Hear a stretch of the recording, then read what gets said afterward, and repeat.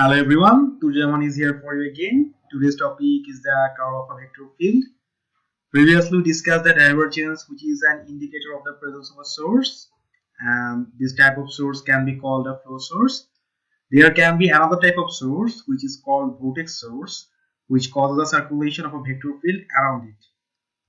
So the curl of A is actually an axial or rotational vector whose magnitude is the maximum circulation of A per unit area as the area tends to 0, and whose direction is normal to the area when the area is oriented to make maximum. So mathematically, curl is defined to be the nabla cross A. So now in the drawing, there is a contour on the y-z plane. The center of the contour is at point P.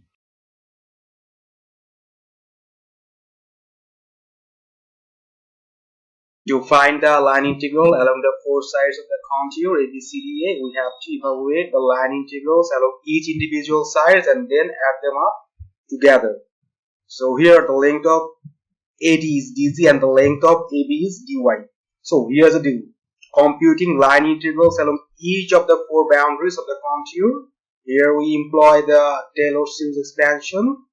The coordinate of the central point of the contour is x0, y0 and z0. Now along AB, the z coordinate is z0 less half of the length of AD, that is z0 less half dz, and length vector dl will be dy multiplied by y cap.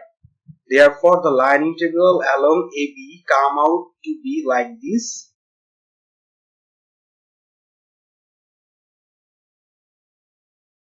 And later this expression is expanded using Taylor's expansion about the point P. Similarly, along BC, y coordinate is the y coordinate of the point P, that is y0, in addition to half the length of the side BC, that is half dy, and thereby line integral along BC is evaluated and expanded according to Taylor's expansion. The knowledge about Taylor series expansion is very necessary in every branch of science and engineering studies.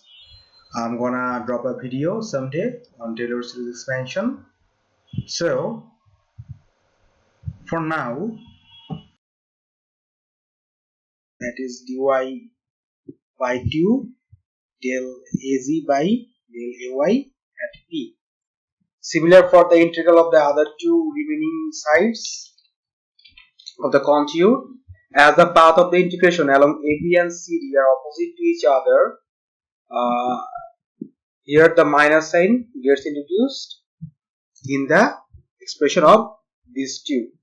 Now I'm gonna denote this for expression from 1 to 4 in green ink.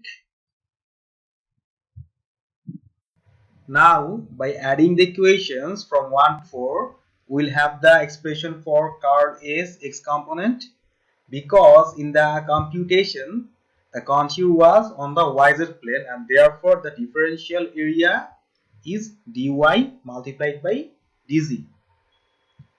So there's the x component of our curl A. Now in similar process we can calculate the y and z components of curl A. There's the y component of curl A and that is the z component of curl A. So finally the Cartesian coordinate system form of curl A has reached. So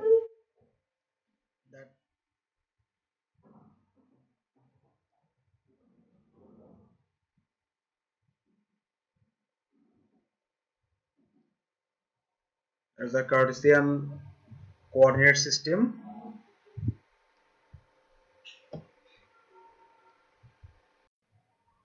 So what about the form of curl A in the other two coordinate system? In any curvilinear coordinate system having space coordinates u1, u2 and u3 and metric conversion coefficients h1, h2 and h3, the form of the curl A is shown here. I would like to recommend you to go back and watch the previous episodes if you are unfamiliar with these terms. The links are provided in the description, so just check them out. So using the metric conversion coefficients, we can now easily write the form of curl A in the cylindrical and spherical coordinate system. So that is the form of curl A in cylindrical coordinate system. Here the multiplication of the three metric conversion coefficients is only r, because in cylindrical coordinate system the metric conversion coefficients are 1, r and 1, and that's the form of curl A in the spherical coordinate system. Here the multiplication of the three metric conversion coefficients h1, h2 and h3 are r square sine theta, because in spherical coordinate system the metric conversion coefficients are r and r sine theta and 1. So now the continuation of my lecture series is complete. Thanks for encouraging me so far. And here I'm writing three properties of curl, and I would like to invite you in the discussion in the comment section. Just try to explain these properties. I'll sure join the discussion. Thanks, and don't forget to subscribe. It's important to make sure you are not missing any of the upcoming episodes.